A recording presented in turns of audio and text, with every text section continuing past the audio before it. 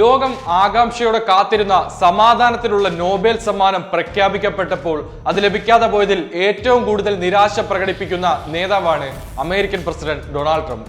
വർഷങ്ങളായി താൻ ഈ പുരസ്കാരത്തിന് അർഹനാണെന്ന് ആവർത്തിച്ച് അവകാശപ്പെടുന്നയാളാണ് ട്രംപ്. അതേസമയം തന്നെ ഈ വർഷം പുരസ്കാരം ലഭിച്ച വ്യക്തിയുടെ രാഷ്ട്രീയ നിലപാടുകളും പുരസ്കാര സമിതിയുടെ തെരഞ്ഞെടുപ്പിനെ കുറിച്ചുള്ള ചോദ്യങ്ങളും ചർച്ചാ വിഷയമാവുകയാണ്. ട്രംപ് തന്റെ ഭരണകാലത്തും അതിനുശേഷവും താൻ ഒപ്പുവെച്ച ചില സമാധാന ഉടമ്പടികൾ, പ്രത്യേകിച്ച് എബ്രഹാം ഉടമ്പടികൾ പോലുള്ളവ മുൻനിർത്തിയാണ് നോബൽ സമ്മാനത്തിനുള്ള തന്റെ അവകാശം സ്ഥാപിക്കാൻ ശ്രമിച്ചത്. ഇസ്രായേലും ചില അറബ് രാജ്യങ്ങളുമായി ഉണ്ടാക്കിയ ഈ നയതന്ത്ര ബന്ധങ്ങൾ പശ്ചിമേഷ്യൻ സമാധാനത്തിന് നൽകിയ സംഭാവനയായി അദ്ദേഹം ഉയർത്തിക്കാട്ടുന്നു.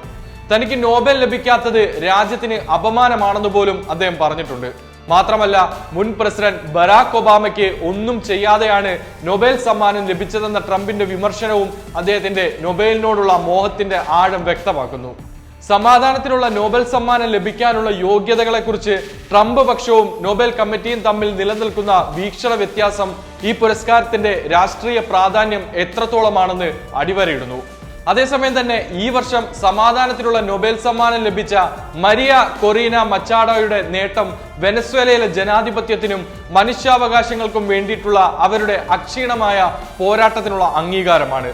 ഏകാധിപത്യത്തിൽ നിന്ന് ജനാധിപത്യത്തിലേക്കുള്ള പരിവർത്തനത്തിനായി അവർ വഹിച്ച പങ്ക് നൊബേൽ കമ്മിറ്റി പ്രത്യേകം എടുത്തു പറഞ്ഞിട്ടുണ്ട്. എങ്കിലും ഏതൊരു രാഷ്ട്രീയ നേതാവിന് പുരസ്കാരം ലഭിക്കുമ്പോഴും ഉണ്ടാകുന്നത് പോലെ മച്ചാഡോയുടെ രാഷ്ട്രീയ നിലപാടുകളെക്കുറിച്ചും ചില വിമർശനങ്ങൾ ഉയരുന്നുണ്ട്.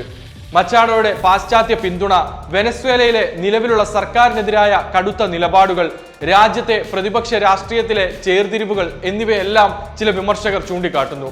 ഒരു രാജ്യത്തിന്റെ ആഭ്യന്തര രാഷ്ട്രീയ പോരാട്ടങ്ങളിൽ ഇടപെടുന്നയാൾക്ക് സമാധാന നോബൽ നൽകുന്നത് എത്രത്തോളം ഉചിതമാണെന്ന ചോദ്യവും ചില കോണുകളിൽ നിന്ന് ഉയർന്നിരിക്കുന്നു. ട്രംപിനെ പോലൊരു ലോക നേതാവ് നൊബേലിനായി ബോധപൂർവം സമാധാന ശ്രമങ്ങൾ നടത്തിയിട്ടും പുരസ്കാരം ലഭിക്കാതെ പോവുകയും അതേസമയം ഒരു രാജ്യത്തിന്റെ ആഭ്യന്തര രാഷ്ട്രീയത്തിൽ സജീവമായി ഇടപെടുന്ന വ്യക്തിക്ക് പുരസ്കാരം ലഭിക്കുകയും ചെയ്യുമ്പോൾ നൊബേൽ സമ്മാനത്തിന്റെ മാനദണ്ഡങ്ങളെക്കുറിച്ച് സ്വാഭാവികമായും സംശയങ്ങൾ ഉയരുന്നുണ്ട്. നൊബേൽ സമ്മാനം ഒരു രാഷ്ട്രീയ ഉപകരണമായി മാറുന്നുണ്ടോ? സമാധാനത്തിനായുള്ള യഥാർത്ഥ സംഭാവനകൾക്കപ്പുറം പുരസ്കാര സമിതിയുടെയോ പാശ്ചാത്യ ലോകത്തിന്റെയോ രാഷ്ട്രീയ താല്പര്യങ്ങൾ ഈ തെരഞ്ഞെടുപ്പിൽ പ്രതിഫലിക്കുന്നുണ്ടോ? ട്രംപിന്റെ വിമർശനങ്ങളെ കേവലം നിരാശയായി തള്ളിക്കളയാൻ സാധിക്കില്ല. കാരണം പുരസ്കാരം നേടുന്നവരുടെ രാഷ്ട്രീയ നിലപാടുകൾ പലപ്പോഴും കടുത്ത വിമർശനങ്ങൾക്ക് വിധേയമാകാറുണ്ട്. രാഷ്ട്രീയപരമായ ധ്രുവീകരണങ്ങൾ ശക്തമാകുന്ന ഇക്കാലത്ത് നൊബേൽ സമ്മാനം അതിന്റെ നിഷ്പക്ഷതയും അന്തസ്സും ഉയർത്തിപ്പിടിക്കേണ്ടത് അനിവാര്യമാണ്. ലോകമെമ്പാടുമുള്ള സമാധാന ശ്രമങ്ങൾക്ക് നൽകുന്ന പ്രോത്സാഹനമായി വേണം നോബൽ സമ്മാനം നിലനിൽക്കാൻ. എന്നാൽ ഏതൊരാൾക്ക് ലഭിച്ചാലും രാഷ്ട്രീയ വിവാദങ്ങൾ ഉണ്ടാകുന്നിടത്തോളം കാലം നൊബേൽ സമ്മാനം സമാധാനത്തിന്റെ പ്രതീകമായി നിലനിൽക്കുന്നതോടൊപ്പം തന്നെ അതൊരു വലിയ രാഷ്ട്രീയ ചർച്ചാ വിഷയം കൂടിയായി തുടരും.